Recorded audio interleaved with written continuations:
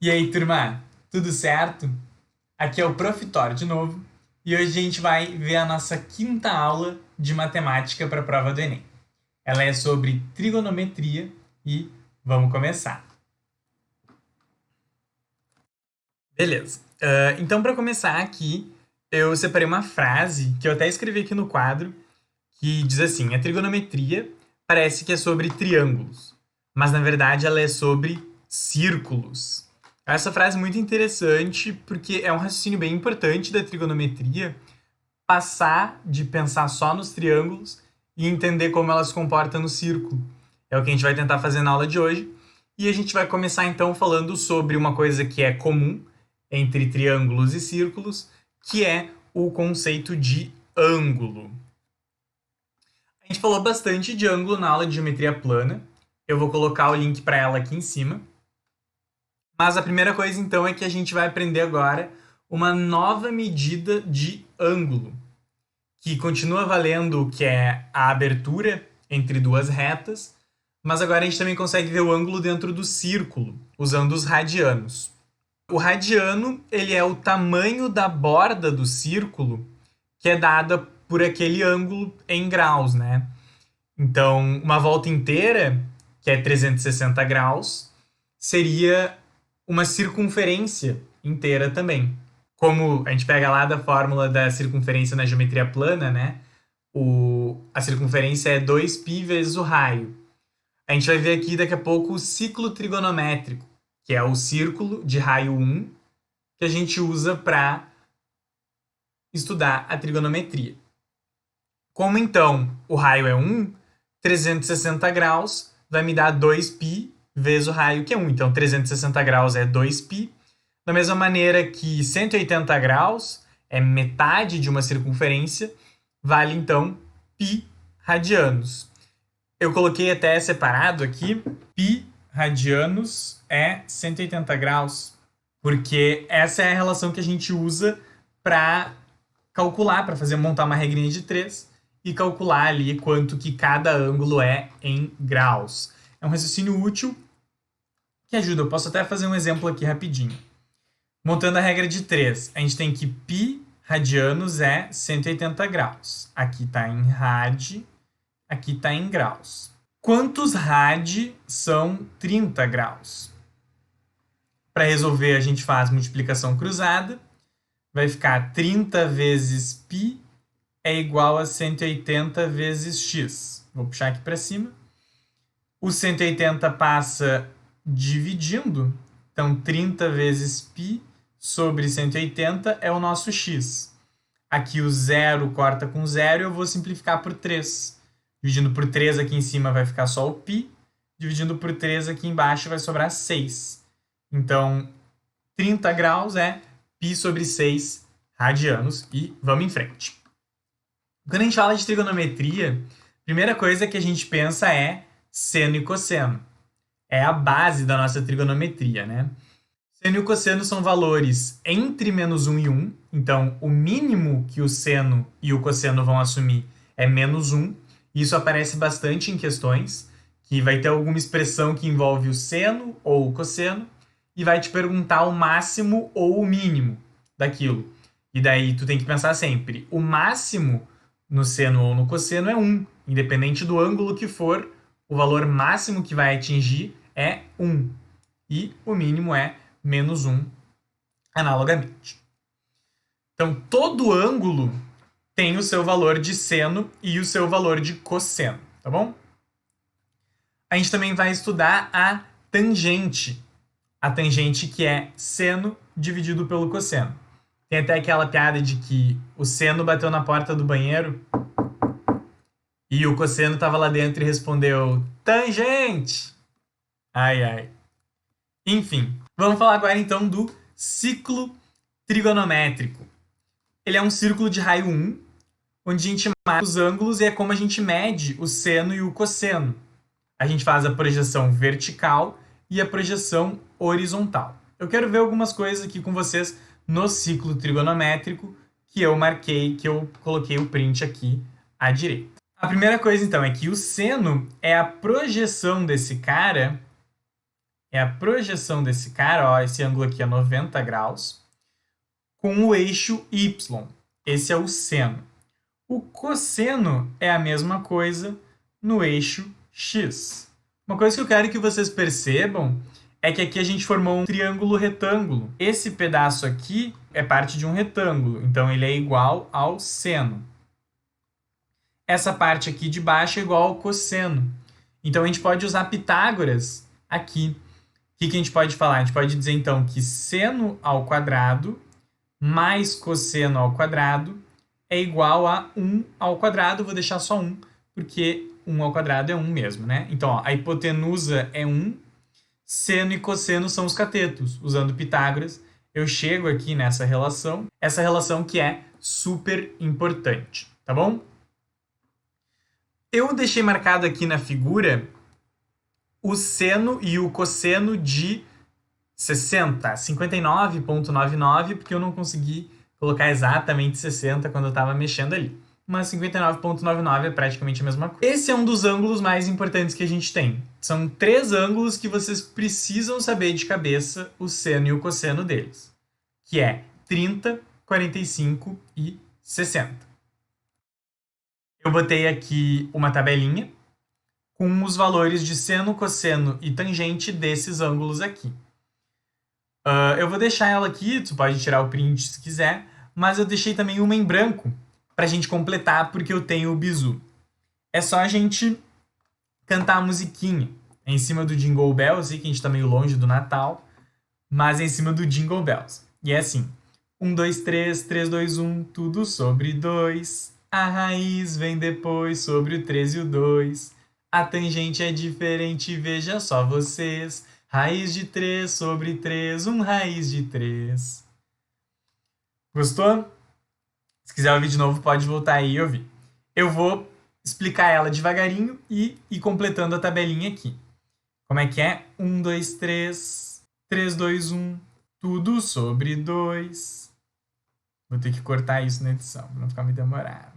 A raiz vem depois sobre o 3 e o 2. A tangente é diferente, veja só vocês. Raiz de 3 sobre 3, raiz de 3. É assim então que a gente completa essa tabelinha. Vocês podem pensar até em outras musiquinhas. Eu penso mais nessa, porque foi uma que eu ouvi quando eu estava estudando no colégio e que me marcou até hoje, não consigo esquecer. Então eu sei que sempre que eu preciso fazer uma prova, por exemplo, eu canto a musiquinha na minha cabeça, escrevo a tabelinha ali no cantinho e vou resolvendo as questões que envolvem seno e cosseno só consultando na tabela. Por exemplo, cosseno de 30 é raiz de 3 sobre 2. O seno de 60 é raiz de 3 sobre 2 também, no caso aqui eles são iguais. Existem ângulos, e eu chamo eles de ângulos primos, tá? Vou voltar aqui para o ciclo trigonométrico. São ângulos que têm o mesmo seno e o mesmo cosseno, só muda o sinal. Como que a gente encontra esses caras? Ó, aqui no caso eu peguei o ângulo 60, tá? Mas a ideia é dar um raciocínio que vocês consigam expandir para outros ângulos. Se eu prolongasse essa reta aqui, ó, por exemplo, eu encontraria esse ângulo aqui. E olha só, esse ângulo tem o mesmo seno que o 60. Ele também tem o mesmo cosseno, por causa dessa relação aqui, só que com o sinal trocado. Olha só, o cosseno está para o lado negativo. Então, esse ângulo aqui, ele tem o cosseno negativo e o seno positivo, porque ele está no segundo quadrante, né? Primeiro, segundo, terceiro e quarto quadrante. Cada quadrante daí vai ter os seus sinais de seno e de cosseno. No primeiro, o cosseno é positivo, o seno é positivo também, né? Então, os dois para o lado positivo do eixo. No segundo quadrante, o seno é positivo, mas o cosseno é negativo, porque ele está para cima e para a esquerda. No terceiro, os dois são negativos, porque o cosseno está virado para a esquerda e o seno está virado para baixo. E no quarto quadrante, o cosseno é positivo, ó, virado para a direita, e o seno é negativo, virado para baixo. Como a gente encontra, então, esses ângulos que têm os mesmos valores, só troca o sinal? A gente pega, por exemplo, aqui o ângulo com o eixo x. Se dois ângulos fazem o mesmo ângulo com o eixo x, ele tem o mesmo valor de seno e de cosseno. Vamos ver, se aqui é 60 e essa meia volta toda tem que dar 180, esse ângulo aqui, que é o ângulo que eu estou procurando, é 120 graus. Então, o 120, ele é primo do 60. Como ele está no segundo quadrante, a gente tem ali que o seno de 120 é igual ao seno de 60, porque os dois são positivos, mas o cosseno de 120 é menos o seno de 60. Eu chamo esses caras de ângulos primos, porque eles vão ter os mesmos seno e mesmo cosseno, só muda o sinal, dependendo da posição do ângulo.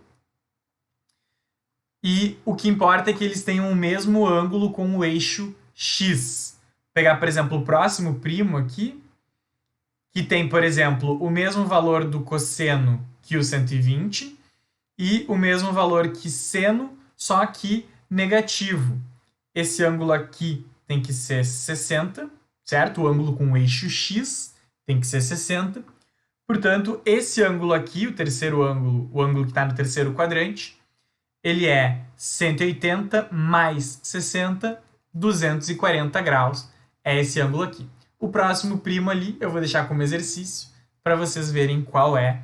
Mas voltando aqui, outros ângulos que é importante a gente saber são os ângulos retos, ou rasos, né? Que é, por exemplo, no 0, no 90, no 180, no 270 e no 360. Esses ângulos são as divisórias entre os quadrantes.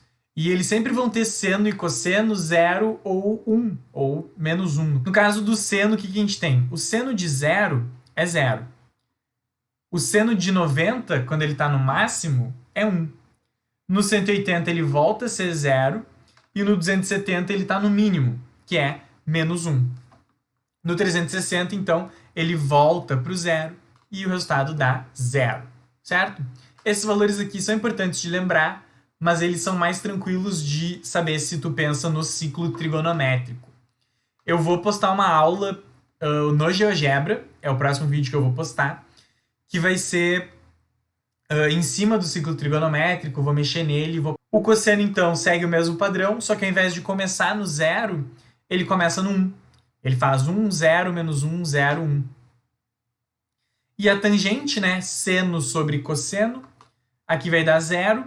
No caso do 90, como o cosseno é 0, eu não posso dividir por 0, eu não tenho tangente. A tangente não existe no ângulo de 90 graus. 180 tem tangente 0 também, né? 0 sobre menos 1. O 270, mesmo problema do 90, não tem tangente. E o 360, a tangente é 0 também. Falei bastante do círculo, porque falei do ciclo trigonométrico e acabei deixando o triângulo para o final. A gente tem a trigonometria no triângulo retângulo. São essas relações que muitos já devem ter conhecido como SOHCAHTOA. Eu só fui entender mesmo o que era quando eu vi ele escrito desse jeito aqui. S é O sobre H, C é A sobre H e T é O sobre A. O seno do ângulo é o cateto oposto sobre a hipotenusa, e aqui cuidado, tá, gente? O cateto oposto é o que está oposto ao ângulo. Se eu pegasse esse outro ângulo aqui, por exemplo, vou chamar de beta, o meu cateto oposto seria o cateto adjacente ao alfa, e o cateto adjacente seria o cateto oposto. Eles trocam dependendo do ângulo, tá? O que a gente precisa sempre se ligar? Cateto oposto não está encostando no ângulo. Então aqui eu tenho um ângulo, o cateto adjacente encosta nele, a hipotenusa encosta nele, o cateto oposto é o que sobrou.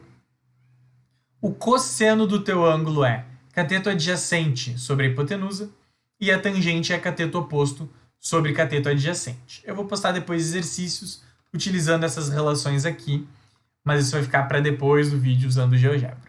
Esse aqui é sobre um vídeo que eu já postei, vou colocar o link aqui, que é um dos teoremas matemáticos que revolucionaram o mundo. Era sobre a lei do seno e a lei do cosseno. O vídeo está bem completinho, tem demonstração, tem explicação. Eu falo também do SOHCAHTOA um pouco, porque é a base para chegar nessas leis, e tem também uns exercícios no final. Eu vou botar o link aqui, vou botar no final do vídeo também, por isso que eu não vou me alongar muito nessa parte da lei do seno e da lei do cosseno, porque já fiz um vídeo inteiro sobre isso. Eu quero falar mais agora, no final da aula, sobre as funções trigonométricas. A gente ainda não falou de funções aqui no canal, mas dá para ter uma ideia assim, ó. O meu ângulo é o x, e aqui o ângulo está sempre em radianos, tá bom? Meu ângulo está sempre em radianos. Aqui o meu ângulo não está em graus. Lembra que a gente tinha falado que o seno de zero é zero. Aqui, ó, qual é o valor que me dá o seno igual a 1? É 90 graus, que é π sobre 2 radianos. Então, aqui está mais ou menos no 1,57, que é π sobre 2. Quando eu chego no π, aqui, ó, 3,14, eu volto para o zero, né? O seno de 180 é zero.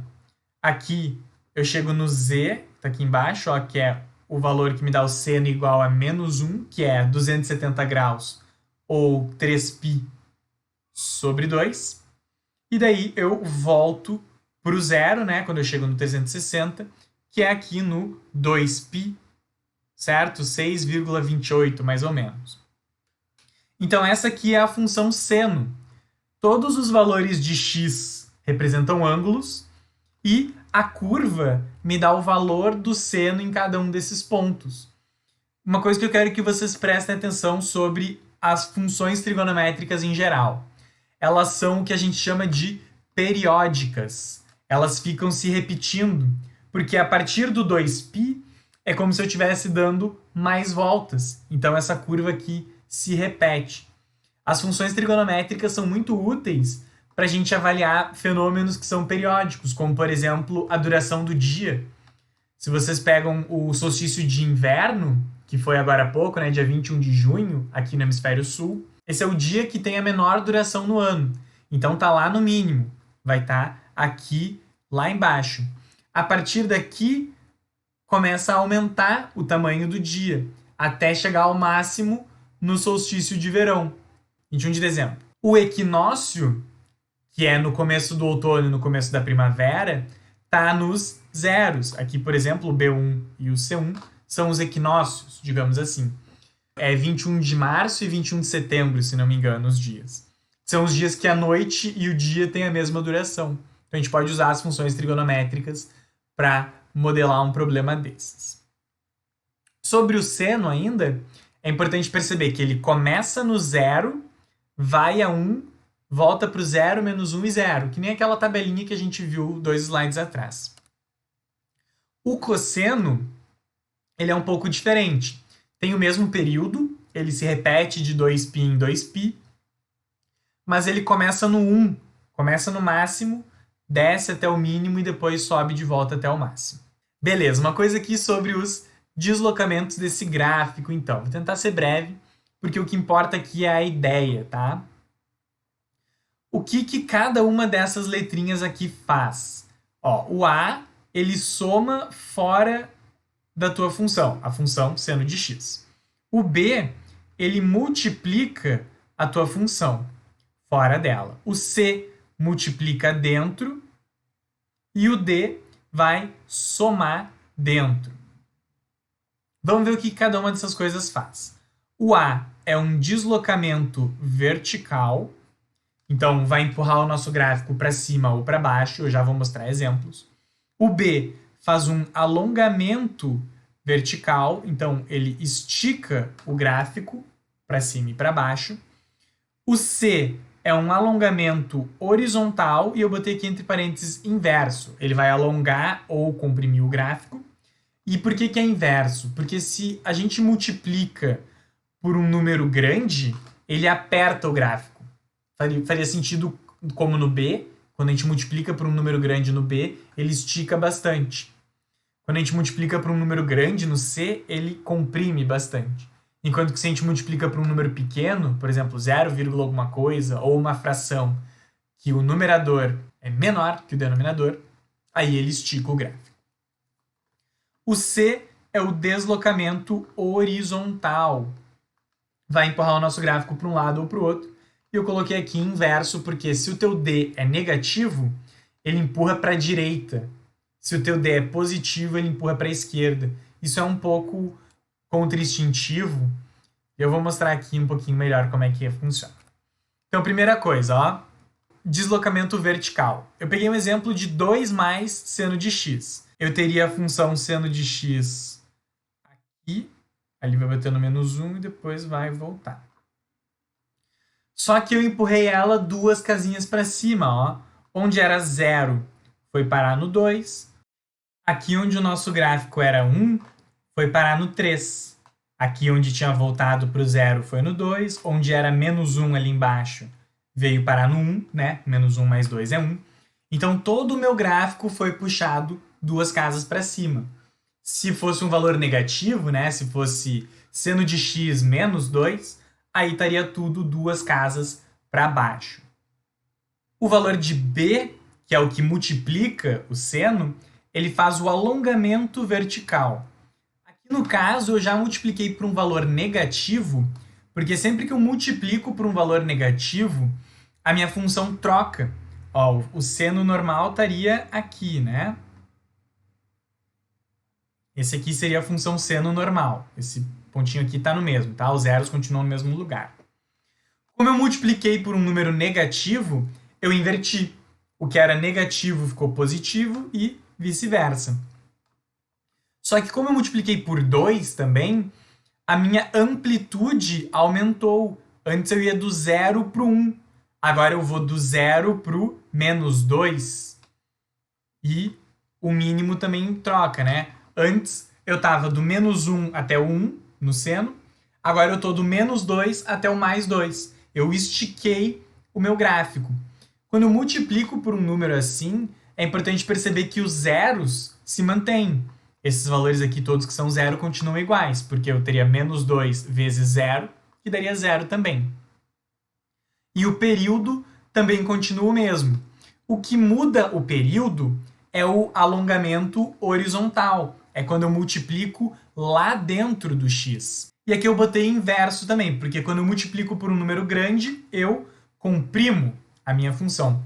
O que acontece? Eu vou botar aqui, ó, o período, o novo período, ele é sempre 2π sobre o valor de c. No nosso caso aqui, c é igual a 2, então o nosso novo período vai ser 2π sobre 2, que é π. Eu cortei o período na metade quando eu multipliquei por 2. Então, o que acontece? Eu tô do 1 até o -1 de novo, né, na mesma amplitude, só que agora o meu zero não está no 2π, né? Ele volta a se repetir π casas depois. Então, quando eu ando 2π, o meu seno já fez 2 oscilações completas. Isso é o que o C faz. Ele muda o período. Se eu multiplico o C por se eu uso o C como um número com fração, por exemplo, 1/2, se vocês fizerem 2π sobre 1/2, o resultado vai ser 4π. Então, o meu seno vai dar uma esticada, vai demorar mais para ele fazer todo o período.